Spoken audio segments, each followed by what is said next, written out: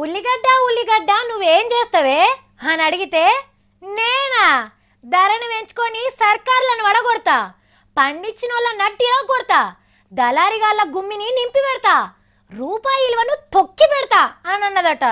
అగో అట్లనే ఉన్నది యాడ చూసినా ఉల్లిగడ్డ పరిస్థితి.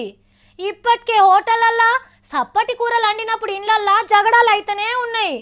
ఇక మరి రాను రాను రోజులల్లా ఎన్ని లొల్లిలు అవుతాయో ఏమో ఈ ఉల్లిగడ్డ కోసం. దేశానికి ఉల్లిగడ్డ లాపతచ్చిందుల్లా కత్తిపీట మీదకి రాకముందే కండ్లెంబట నీళ్లు పెట్టిస్తున్నది. ఢిల్లీలో కిలో ఉల్లిగడ్డ 80 రూపాయలకు మీదనే ఉన్నది. ఇంకో వారం 10 దినాలల్లా సెంచరీ కొట్టినా కొట్టచ్చంటున్నారు అమ్మేటోళ్ళు. ఇక బొంబాయిలున్న ఆసియా ఖండంలోనే పెద్ద ఉల్లిగడ్డ మార్కెట్ లాసల్గావ్లా 54 రూపాయల కిలో అమ్ముతున్నారు. అంటే కిలోల లెక్క జోక్ అమ్మరీడా, ఏమున్నా కింటాల లెక్కనే అమ్ముతారు.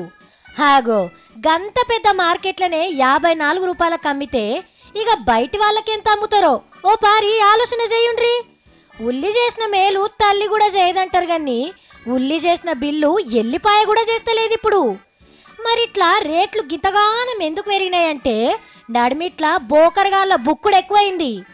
అన్నం పెట్టేటోడు దగ్గరుండాలి, దండం పెట్టేటోడు దూరం ఉండాలంటారు గాని అన్నం పెట్టే రైతేమో దూరమైండు, దండం పెట్టే దళారుగాళ్ళు దగ్గరైండ్రు. మనకు రైతుల తాన అడ్డికి పావుషేరు కొని బయటికి అడ్డమైన రేట్లు అమ్ముతున్నారు.